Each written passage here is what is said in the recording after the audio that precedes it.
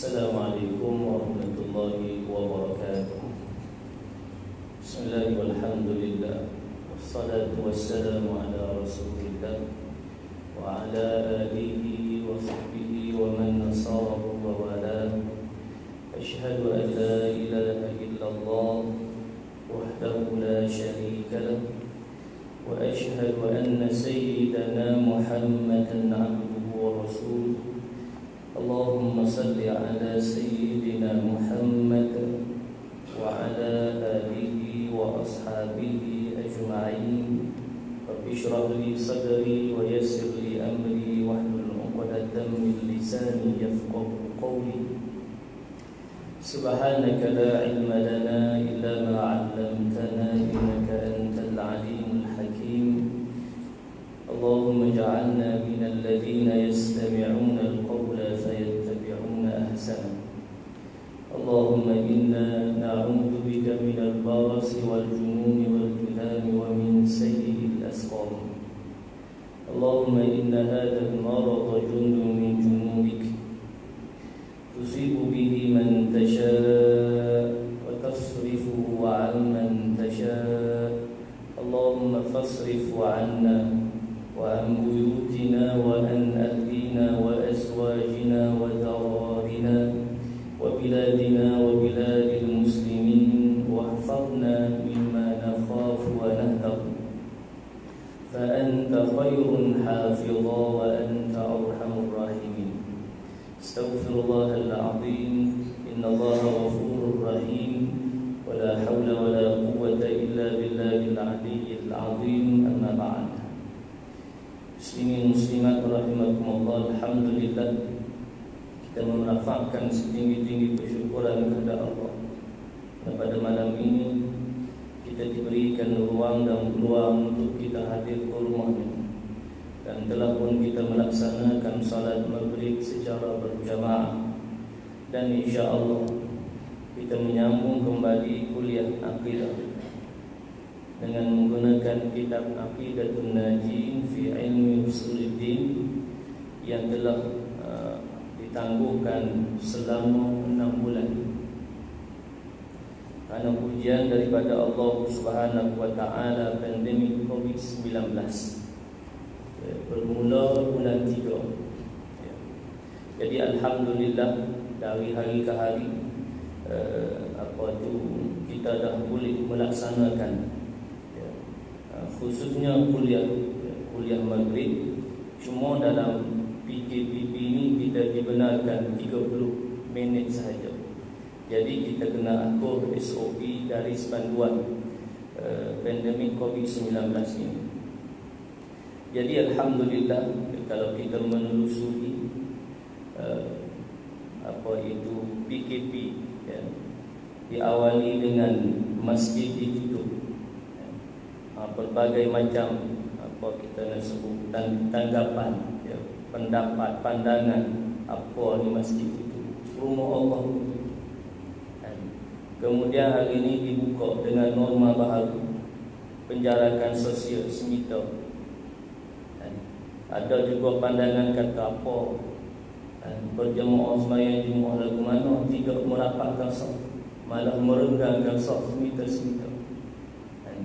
Bila mari sembahyang dengan fismah, mari pulak-pulak, mari pandangan kata apa, Nabi melarang menutup muka ketika sembahyang.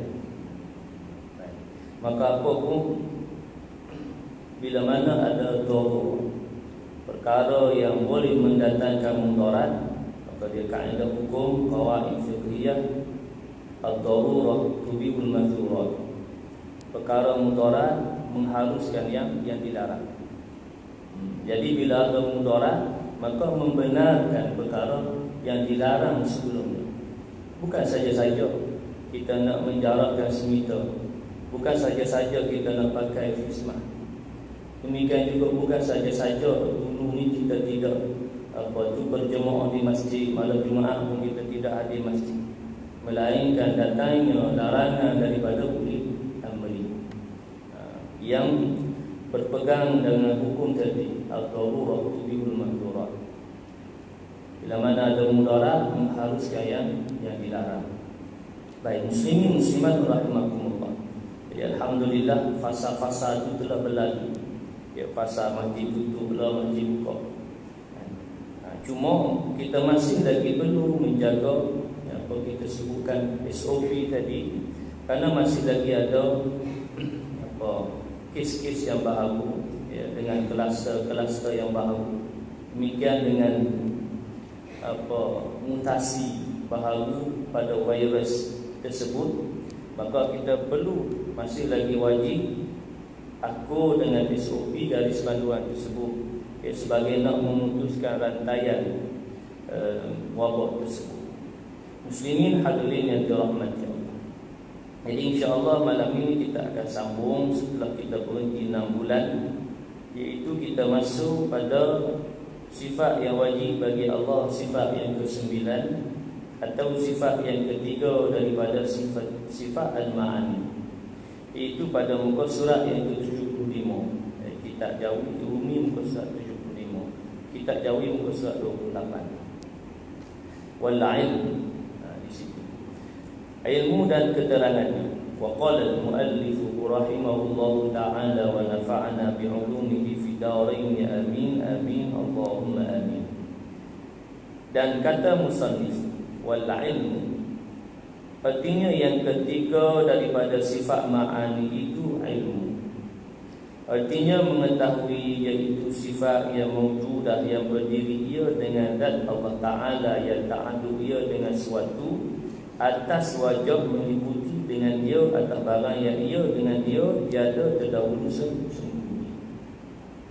Sifat mawjudah yang berdiri ia dengan zat Allah Ta'ala, yang qadimah lagi, tiada didahului dengan Allahumma salli ala Muhammad, tidak mengetahui, tak ada.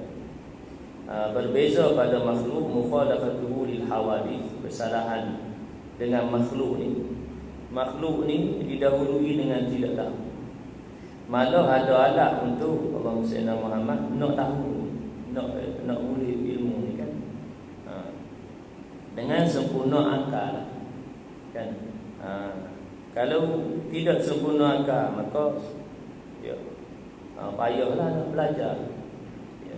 Lemah pun payah juga. Ia jadi masalah pembelajaran kan. Ada budak-budak masalah pembelajaran yang lambat sikit kan. Itu pada makhluk. Ada yang tak boleh tu kan? Masalah pada akal dia. Jadi alat menerima ilmu Allahumma salli ala Muhammad pada makhluk, pada kita manusia, melalui akal tu lah. Jalan dia melalui mata dan telinga.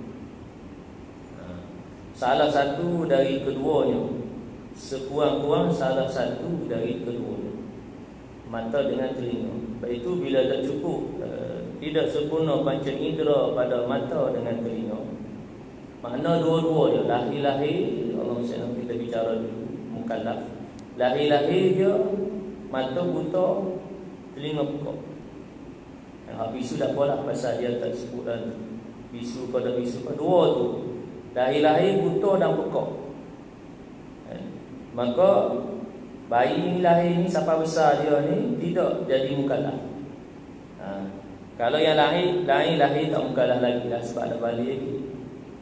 Lahir ni lahir sampai balik mukallaf. Tapi kalau bayi yang lahir Allahumma salli ala Muhammad buta dan pekak sampai kau matilah, ia tidak dikategori sebagai mukallaf. Kerana nak dapat ilmu tak boleh, nak beri, nak sampaikan kepada dia. Kita nak cerita kepada dia tentang ilmu ni dengan lisan, dengar dan boleh dengar. Kita nak tunjuk, tak boleh tengok. Terputus dia, ni terputus hubungan dengan orang, terputus. Jadi dapat lagu ni mana mak ayah kena urus sapa habislah, sampai ke dia mati. Dia tak boleh nak urus dia. Tak dapat ilmu, dia tak boleh nak tahu.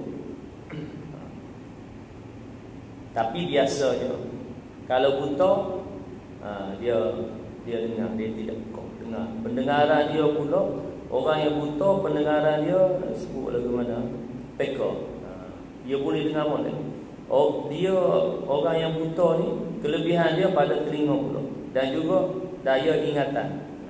Begitu orang buta, bila dia hafaz cepat dan lekat ingat molek. Pasal dia tak ada mari gangguan daripada hak mata ni yang boleh mendatangkan dosa.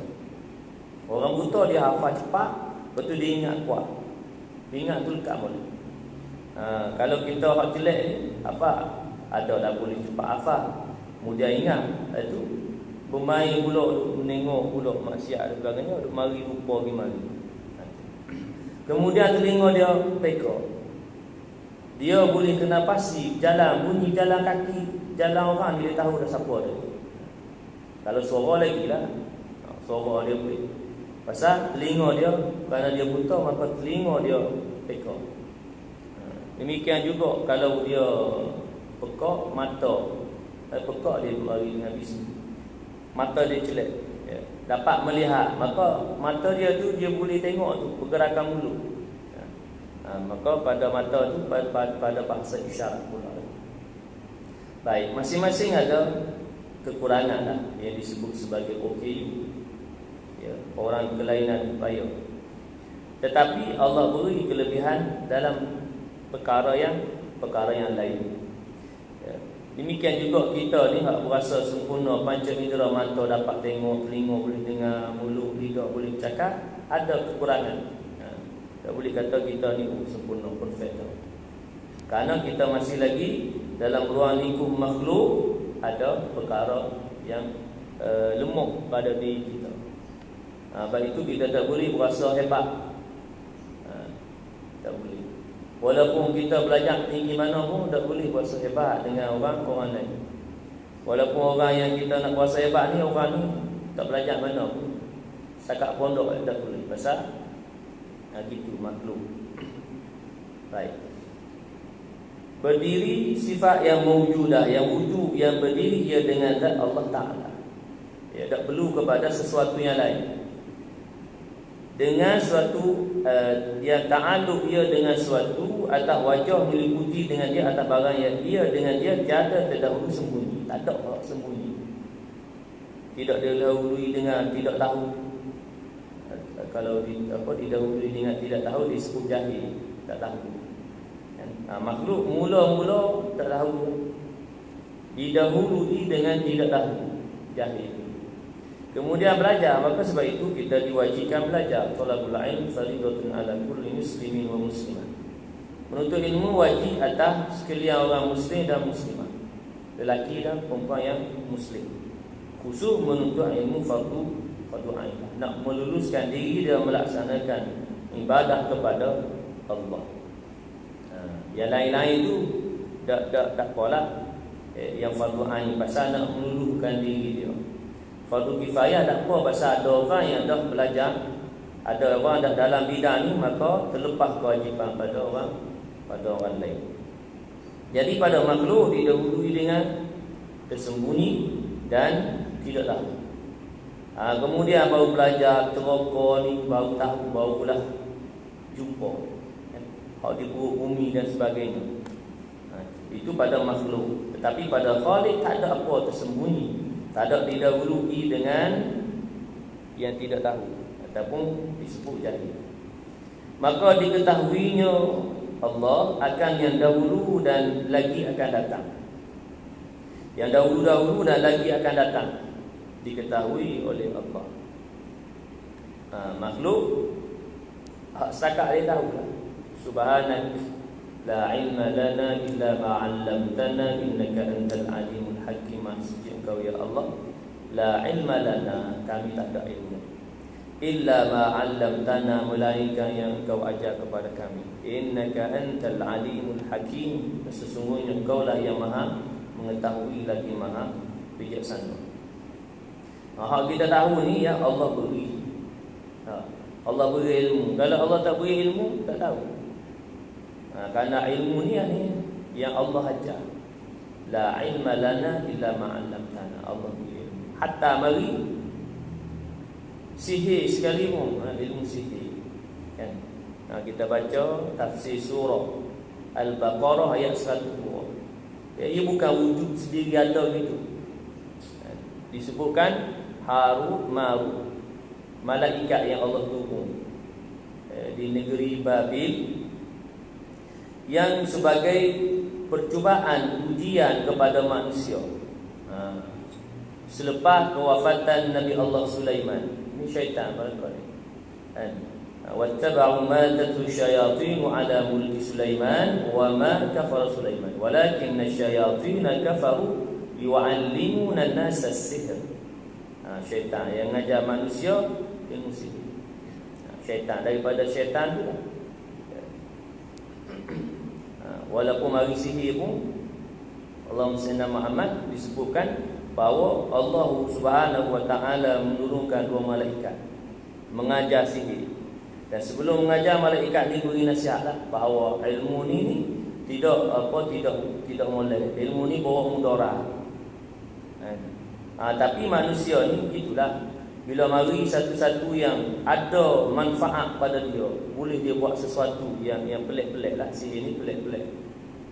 Khariqul adat, yang mencari adat keluar daripada adat biasa. Maka manusia suka kan perkara magic lah kan. Sihir pun daripada dia lah. Magic ke sihir ke hak pelik-pelik. Bila dapat pelik-pelik ilmu hitam tu kan, ilmu kebal hitam semua tu, maka manusia rasa kerana tadi, kerana ada kelebihan, maka dia seronok, dia nak belajar. Boleh membawa kepada kekufuran. Baik.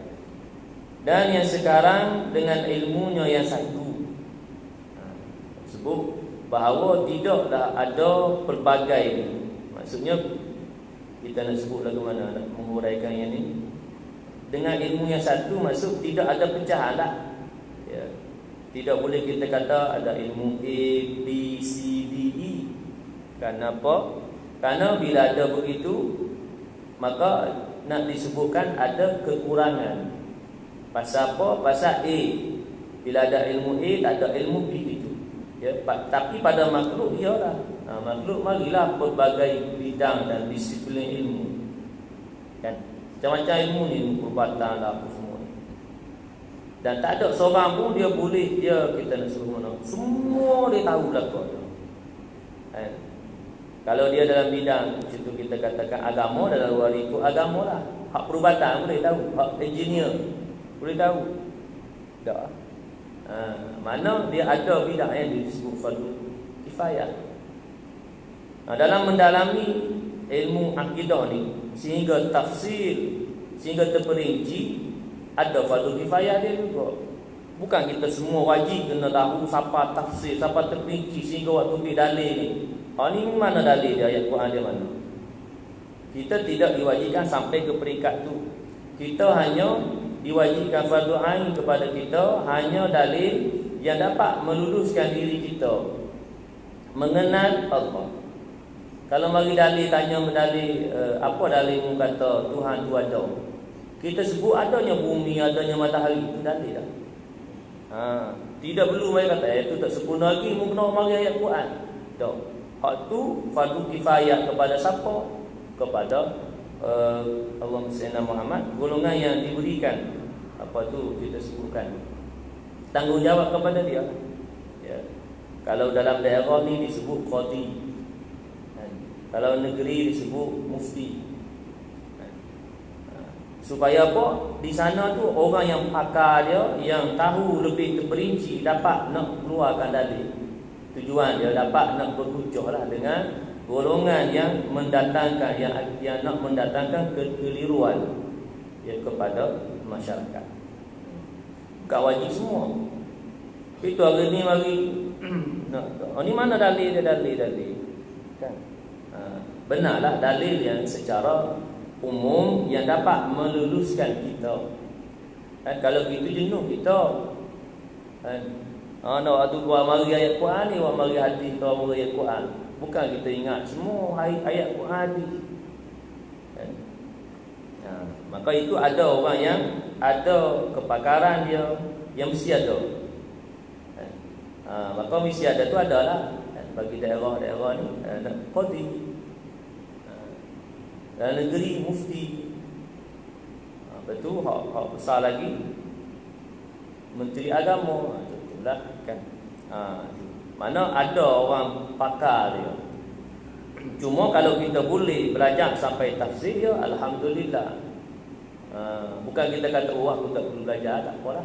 Ada, kerana dari sudut ilmu ni kita disuruh untuk belajar dan belajar. Cuma bila dah ada maka terlepas kewajipan. Gitu. Baik. Kemudian mana pada makhluk ni banyaklah bidang. Dia kata bidang ilmu tu, bidang ilmu ni, bidang ilmu ni. Tak ada seorang pun boleh kata dia ni pakar semua bidang. Tak ada apa yang dia tak tahu. Kalau dia pakar bidang ni, bidang lain dia tak tahu. Baik. Jadi sebab itu kita bagi makhluk ni tak boleh rasa bangga dan hebat dengan apa yang ada pada kita lah, ilmu yang ada pada kita. Baik. Kemudian maka diketahuinya barang yang di dalam 7 petala langit dan di dalam 7 petala bumi, 7 tapi sambung bumi, hingga suatu yang amat sembunyi, seperti yang diberi contohlah supaya apa kita nak sebut nampak ke mana ni halusnya pengetahuan. Hingga suatu yang amat tersembunyi seperti kaki semut yang hitam. Semut, mula semut kecil dah. Kemudian yang hitam, kaki semut tu kecil dah, kaki dia pula. Kaki kecil lagi dah, pada semut kecil dah. Yang kaki pula yang hitam, berjalan di atas batu yang hitam. Semut hitam ni berjalan atas batu yang hitam. Okey. Di dalam malam yang sangat gelap. Semua kok gelap belaka.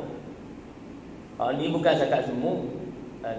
Kucing hitam pun kita tak nampak dah duk berjalan atas batu hitam. Pasal hitam belaka. Malam yang gelap, bukan cakap kucing hitam, kucing putih pun duk malam gelap pun tak nampak dah. Pasal gelap. Bukan cakap hitam. Ni nak sebut bagi analogi lah, satu tamthilan nak menjelaskan kepada kita bahawa ni kata begitu, adakah setakat tu ya? Tak lah, halu lagi lah. Bukan setakat semut je. Dan analogi yang lain dalam ayat Quran yang Allah sebut, wa ma tasqutu min waraqatin illa ya'lamuha. Dan tidak ada selai daun yang gugur melainkan diketahui Allah. Illa ya'lamuha. Allah tahu. Selai daun, tak ada selai daun di gugur ni. Bukan kata di guling je. Bukan kata di sekitar masjid ni je. Satu dunia. Daun di satu dunia ni banyak mana tuan-tuan?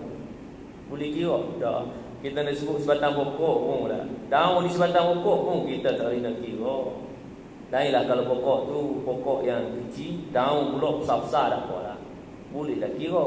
Dan pokok kecil, daun dia besar-besar. Ni pokok besar.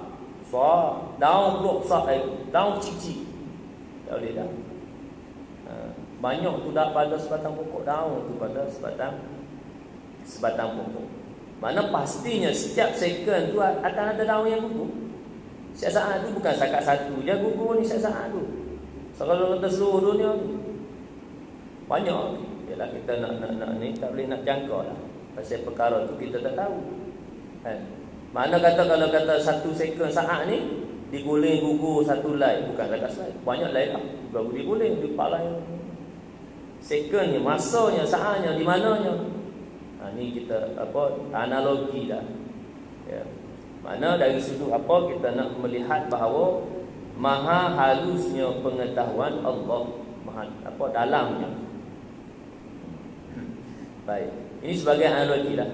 Seperti disebutkan sini, seperti kaki semut yang hitam berjalan di atas batu yang hitam dalam malam yang sangat gelap. Semua gelap dah tu.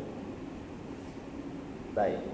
Dan diketahuinya pula barang yang terlintas pada hati seorang dan barang yang memandang oleh mata.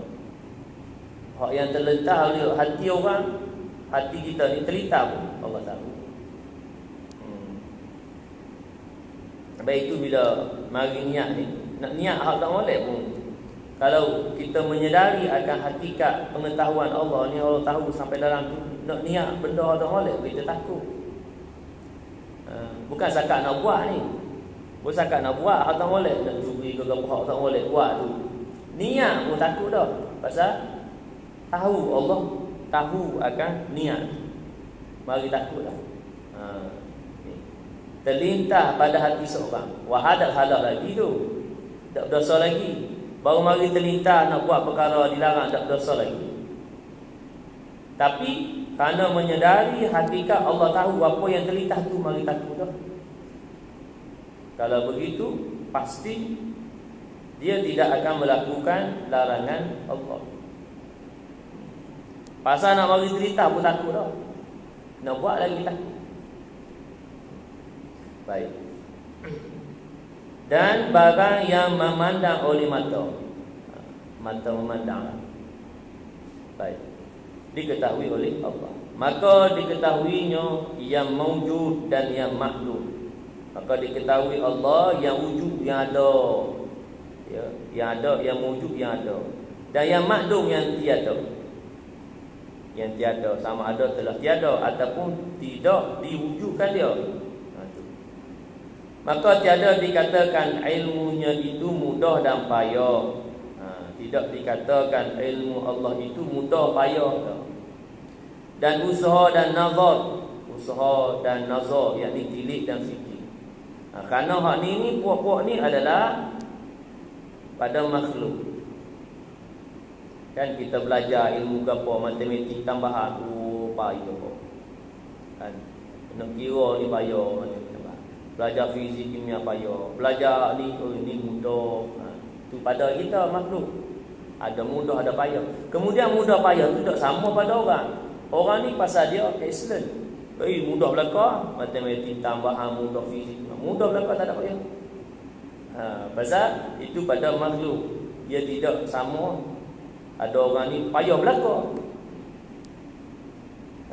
Belajar upaya belaka, tak ada mudah payah belaka. Ada orang mudah belaka, ada orang ada yang payah, ada yang mudah. Tak sama. Itu kita katakan tahap, ya, kecerdasan manusia itu sendiri. Kemudian dalam masa yang sama, tahap itu satu. Kemudian datang yang kedua, usaha. Ada orang upaya, tapi dengan usaha dapat juga. Ada orang mudah ni tapi tak ada usaha, tak dapat juga. Pada dengan usaha tu, kita kena pada makhluk ni kena ada usaha tu, ikhtiar lah yang disebut. Kalau tak ada ikhtiar, maka tak dapat lah. Demikian jugalah dalam perkara yang kita sebut ad-darurat tubihul mahdurat. Perkara mudarat mengharuskan yang dilarang. Maka kita kena aturlah itu SOP tu. Pasal benda yang kita tidak tahu. Dan kenapa kita kena atur? Sebab kita kata apa? Bolehlah ada orang kata nak takut apa penyakit Allah beri. Kalau Allah berkehendak tak beri penyakit tu tak kena. Kita kena sedar bahawa dalam kehidupan kita ada sebab musabab. Sebab musabab ni hak itu adat. Keluar daripada sebab musabab, keluar daripada adat itu disebut khariqul adat, mencari adat. Hak pelik. Tapi biasanya, banyaknya biasalah, memang begitulah. Sebab musabab.